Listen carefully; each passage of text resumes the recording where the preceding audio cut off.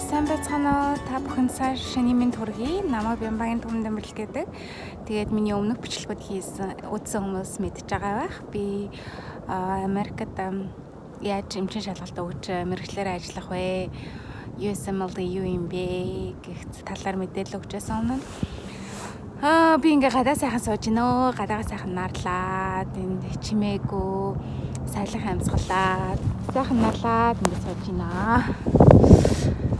Өнөөдөр миний ярих сэдэв болохоор өмнө надаас асууж байсан л та нэг асуулт байсан. Гэр бүлтэй хүмүүс, хүүхэдтэй хүмүүс яаж сурах арга барил чи юу байдаг вэ хэлээч гэгээд. Би 5 сартай хүүхэдтэй, бас 5 настай хүүхэдтэй, 2 хүүхэдтэй. Тэгээд өнөөдөр жишээ нь ингээ сайхан гадаа ингээ 5 сартай хүүхэдтэй салхилуулаад ингээ сууж байна. Унтчихлаа. Сайхан түрээ явж байсан чинь. Тэгээд өөрөө сайхан тэгээд эм тэнтгийн гоё подкаст сонсоод мэдлэгээ ганц хоёроор нэмээд чадвал нэг ганц артикл уншиж гээд нэг юм сэтгүүл бариад гараад ирсэн. Тэгээд ингээд салхилаа сайхан явж байна. Тэгээд өөрийнхөө туршлагаас хуваалцах юм бол ерөнхийдөө бол ганц бие хүн гэр бүлтэй хоёр хүний хооронд бол ер нь асар их зөрөө ялгаа байдаг. Сурыг гэдэг үзгээс нь харахад тийм болохоор ганц бие хүмүүст болохоор энэ бол таны сайхан давуу тал, advantage энийгээ сайхан ашиглаад ганцаараа байна гэж гансарч уйлдсан болохгүйгээр намаа шуурч аваад өөртөө сайхан план зохиогоод төлөвлөгөө гаргаад сайхан сур. Тэрэн шиг одоо сайхан юм гэж юу байх вэ? Өстой сайхан ганцаараа сайхан байна уу гэж сайхан сур. Гэр бүлтэй хүмүүст болохоор жоохон чаленжинг. Гэхдээ зөндөө ал ингээ чи явж чадахгүй штэ, чи хийж чадахгүй штэ гэсэн юм бол зөндөө их таарна. Гэхдээ би үнэхээр л хиймээр байгаа бол чи яаж игээд гарцыг олдог юм шиг тгий санагдсан надад. Тэгээд ерөнхийдөө шалгалтанд бэлж байхад бол би ерөөсөө дан шалгалтанд бэлддэг байсан. Нэг хүүхэдтэй байлаа. Тэр үед хүүхэд маань 2 настай, 5 сартай харьцаа байсан юм уу? 2 нас гарантай байсан юм байна. Тэгээд цэцэрлэг төгссөн. Манай хүүхэд 10 сартаас эхлээд цэцэрлэг явсан. Тэгээд өдөрт ерөөсөө 8 цагийг чи өөртөө ганцаараа авах хэрэгтэй. Тэгэл станаар өглөөс л сайхан бүгдийг хооллол баяртаа гэл гаргачаал. Тэгэл айх таваа цэвэрлэгч үгүй баг. Тэгэл суугаал.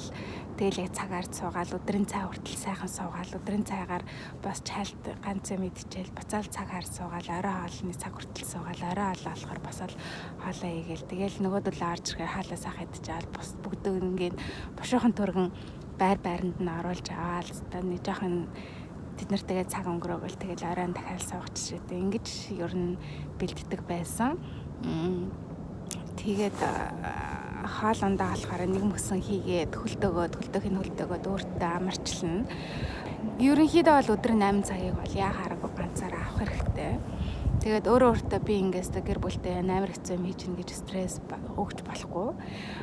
Энд чинь стресс болж ирнэ. Тэгээд чиний productivity чинь бууруулна. Тийм болохоор сайхан хийх юм хийгээд бас цагаар хичээлүүдээ сайн давтах хэрэгтэй. Ганц айгүй хэцүү юм юу байдаг вэ гэхээр ганцаараа айгүй олон цаг сууж байгаа тийм болохоор амар олон бодол орж гараал юмнуудыг чинь төлрөөлөхгүй хичээлийг чи хийхгүй тийм байдаг. Тийм үедээ хажуу талд нэг нойрог цаас шиг юм гаргаж ир тавиал сайхан бодол орж ирэнгуут нь бичиж тавиал за дараа нь бодно гэл хажуу ташаа тавих жишээтэй. Тэгжил ер нь айгүй хичээл юм те. Тэгээд Капланы номнуудыг уншиж хахад өдөртөө бол 30-аас 60 утас 70 утас унших жишээтэйгээр бэлддэг. Тэгээд зөвхөн уншаад өнгөрчвөл бас нөгөө нэг юм эргээд бодохоор ойлгохгүй. Тэгээд чадхаа тэмдэглэж аваад бичиж аваад тэг жишээний сурна. Тэгээд бүхэл цагаа ер нь сурахад зориулна да. Тэгээд 0 сууж байхдаа question bank ганц хоёрыг утсан дээрээ хийж болж юм. Тэгээ хүүхдүүдтэйгээ цаг өнгөрөөж байхдаа одоо ч гэсэн ингээд резидент байгаа айгүй сурна штэ тренинг програм. Би хүүхдээ гаргасан дараа манай ээж ирээд надад бас нэг 4 сар айгүй тасаалсан тий.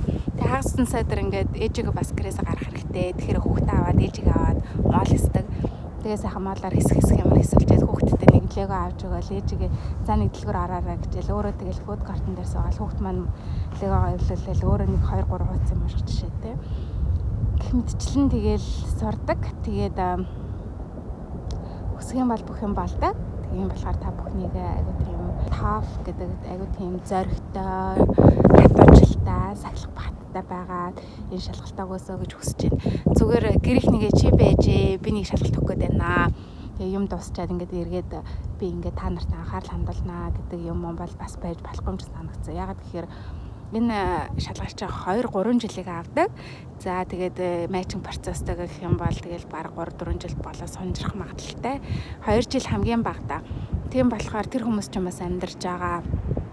Тэгээд та нарыг байж та нар гэд орхичоод тэгээд эргээд харна гэж ерөнхийдөө жоохон болохгүй санагдсан. Тэгээ аль болохоор юм амжуулах хэрэгтэй. Толгоогоо юм баг гашлах хэрэгтэй. Тэгээд их сурах хэрэгтэй. Сурталчилганд л гол анхаарах хэрэгтэй. Их юм бодоод ингээд ах юм бол толгоонд ч юм тогтохгүй тэгдэг. Тэгээд бас ямар нэгэн байдлаар салхи малхинд гарах хэрэгтэй, алхах хэрэгтэй.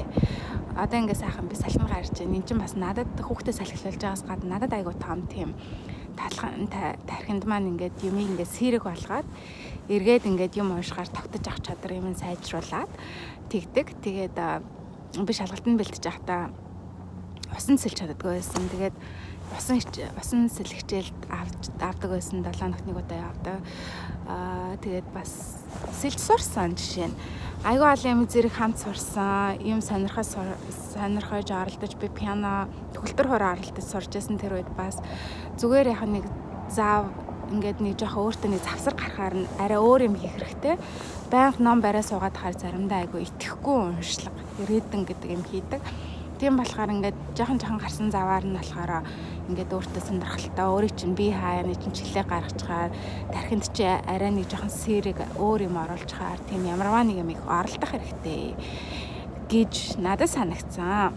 Тэгээд мэдээж хүн болгоо өөр ингэсэн арга барил олно. Ингэж явж явах хугацаанд тэгээ бүгдэнд нь амжилт хүсье. Бичлэгийн төгсгөлд ганц хоёр асуултанд хариулъя. Хүмүүс айгүй их хэр хугацаа ордог вэ? Яг яаж бэлддэг вэ? Ямар намнаас бэлддэг вэ гэж асуугаад ах юм аа. Миний өмнө хийжсэн юу юм бэ? Хэрхэн бэлдэх вэ гэд хамгийн анх хийжсэн 2-3 бичлэгүүдийг үзээрэй. Тэн дээр бүгдийг хэлчихсэн байгаа. Бас өмнө нь би нөгөө нэг ямар мэргэжлээр Америкт сурч болох вэ? Ямар гарц байна? Танд эмнэлэгт ажиллах ямар боломж байна гэдэг бичлэг хийсэн.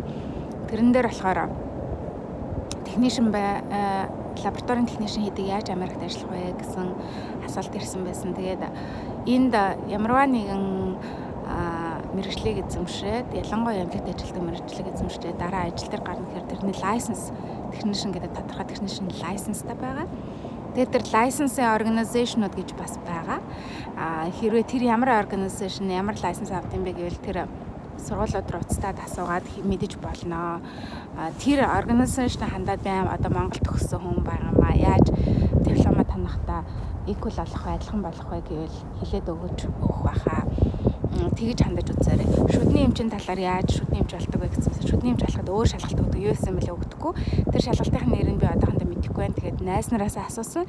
Ганц бичлэг хийгээд өгөөч. Ямар шалгалт өгдөг. Яаж шүдний эмч болдог бичлэг хийгээд өгөөч гэсэн тэр хүмүүс тэгээд заваа харж чад хийж өгнө гэж надад хэлсэн. Тэгээд тэр хүмүүсийн зав нь хурдан балаасаа гэж бүгдээрээ найдаа байжээ. За тэгээд асуух зөвлөгөө байвал бичээрэй. Тэгээд subscribe, good luck. Тэгээд цахилга баттай зөрөгтэй агаарай. Баяртай.